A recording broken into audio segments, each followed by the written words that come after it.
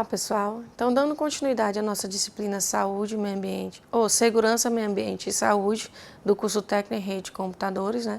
Eu sou Ana Kelly e a aula de hoje será a aula 3. A gente vai falar sobre acidentes e doenças de trabalho. Então, o que seria acidente de trabalho? Então, antes da gente entender o que é acidente de trabalho, a gente primeiro tem que entender o que é um risco e o que é um perigo. Então, o que é um perigo? O perigo ele é uma situação ou uma condição que introduz um certo potencial para provocar perdas.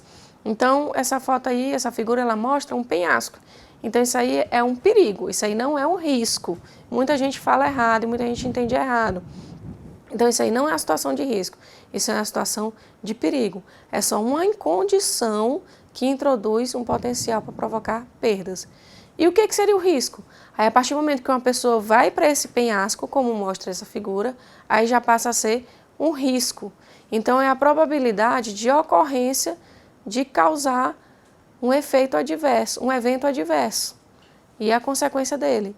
Então, o risco é a avaliação do perigo, é quando existe a probabilidade de ocorrência de um evento adverso, de acontecer algo. Então, já aí é uma situação de risco. Então, como mostra essa figura aí, é uma avenida movimentada. Imagina aí, a avenida movimentada não é um risco. A avenida movimentada, ela é um perigo, ela é uma situação de perigo, se não tiver como as pessoas, os pedestres atravessarem, tá? Então, o simples fato de existir essa avenida movimentada é uma situação de perigo. Passa a ser risco quando alguém vai atravessar essa avenida. Aí ela passa a ser um risco, tá? Quando se coloca uma faixa de pedestre, como a figura do meio, aí se tem o controle do risco. Continua existindo o perigo, porque a avenida continua sendo movimentada, continua o risco, porque a faixa de pedestre tem motorista que eles podem não parar e passar direto e atropelar alguém. Então, a faixa de pedestre é só o controle desse risco. Agora, a partir do momento que eu coloco uma passarela, como a figura de baixo, na avenida movimentada, eu eliminei, né, o risco e eliminei o perigo, porque eu não vou mais precisar passar pela avenida movimentada, que seria o perigo, e não vou precisar passar entre os carros, que seria o risco.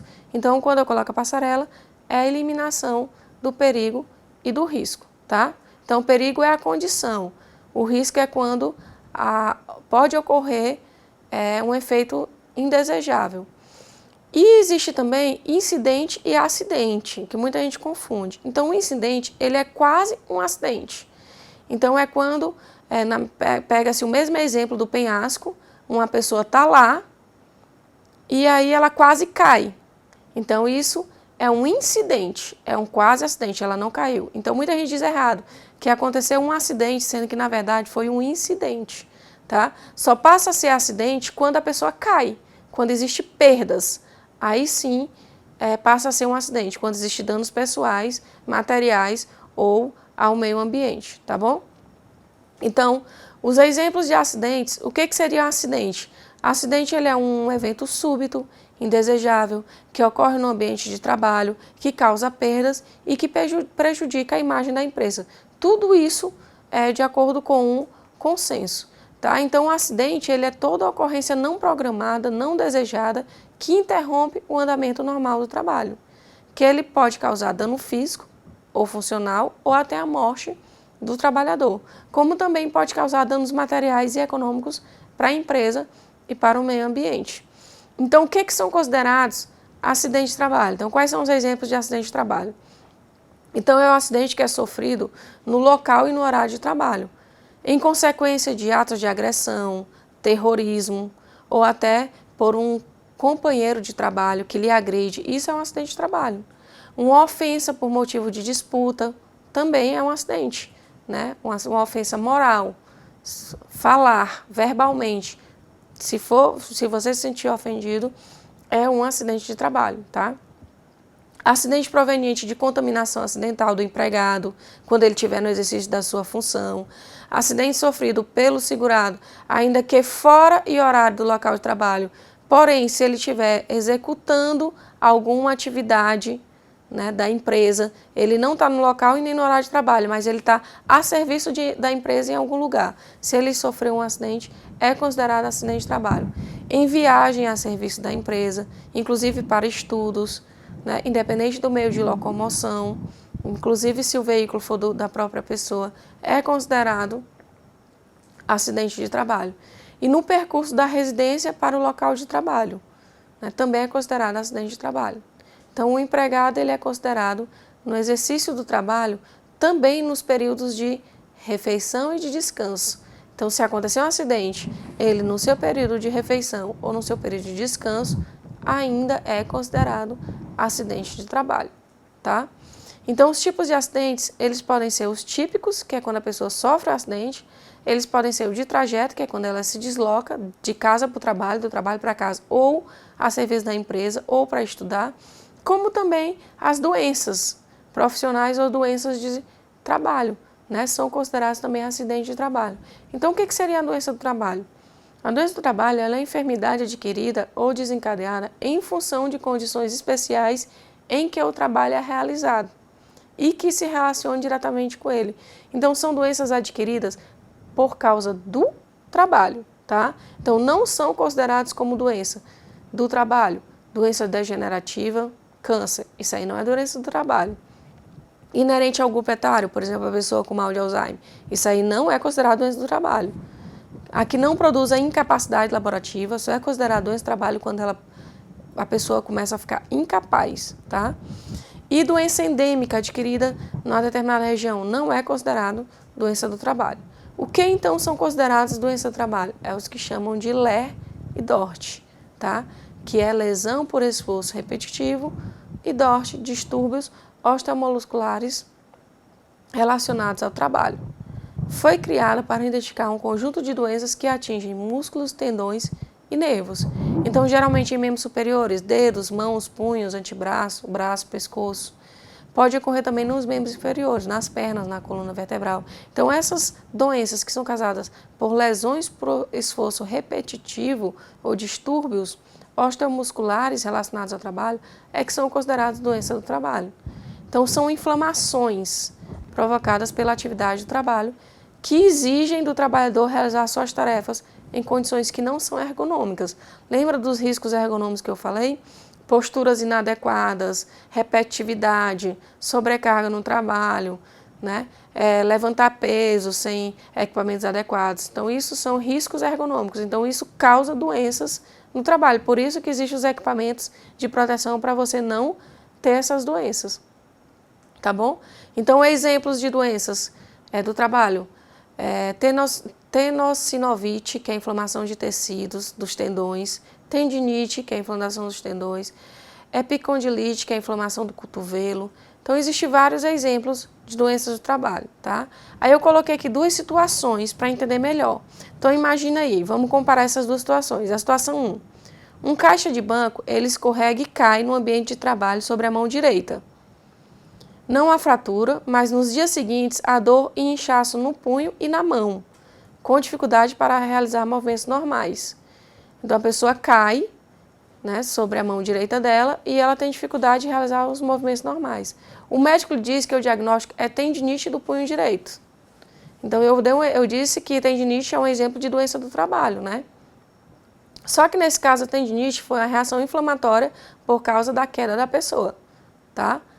A situação 2 é que um bancário ele trabalha há 10 anos como caixa e há 4 anos ele sente dor e fadiga nos membros superiores, principalmente no punho direito e ombro esquerdo. A dor passou a ser constante nos últimos 2 anos. Um médico faz o diagnóstico de tendinite do punho direito e tendinite do ombro esquerdo. Então, esse exemplo aí, a pessoa também tem tendinite. Só que a pessoa ela tem tendinite há bastante tempo, tá? E ela trabalha há 10 anos como caixa, então ela faz os mesmos movimentos repetitivos. Então, investigando as possíveis causas, concluí que se trata de movimentos repetitivos dos dedos da mão direita, utilizada para a digitação, e do ombro esquerdo em suspensão, utilizada para passar os documentos.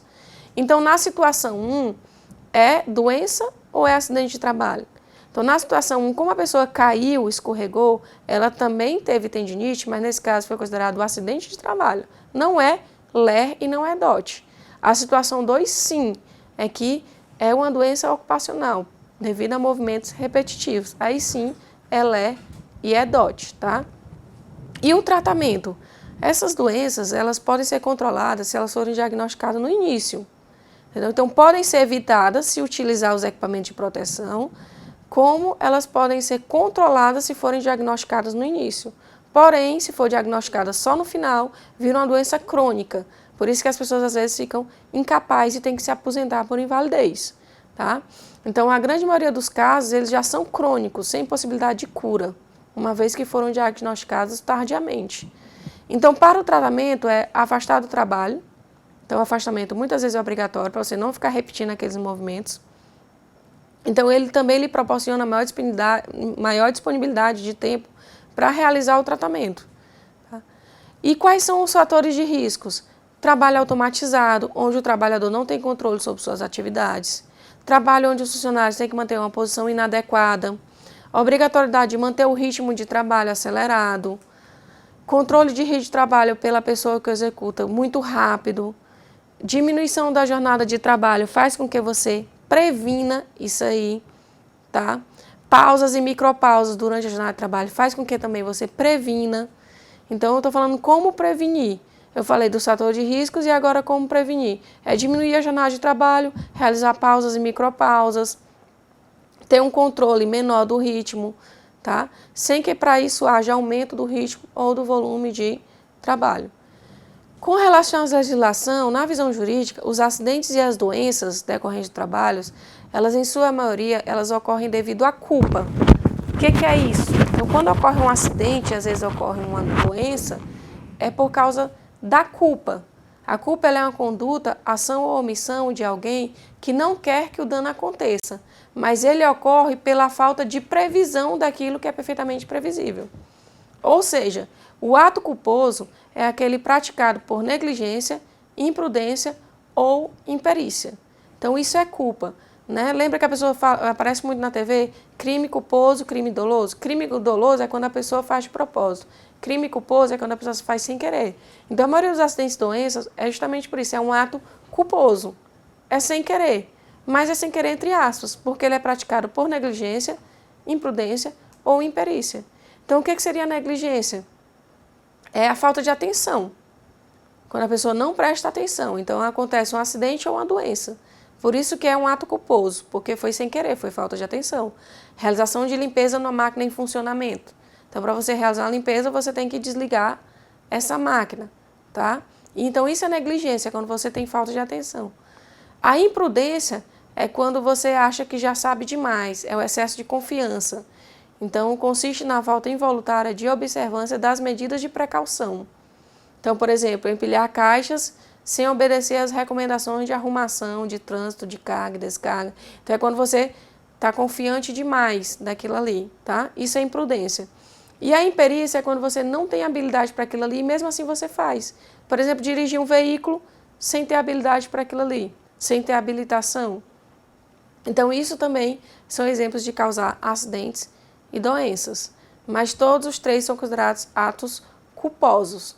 Então, o que normalmente se pede numa ação de indenização pelo acidente de trabalho é pensão, né, mensal, depende do caso, né, se causar morte, vai para os dependentes, indenização por danos morais, indenização por danos estéticos, despesas médicas, medicamentos, próteses mecânicas, tudo isso depende do caso.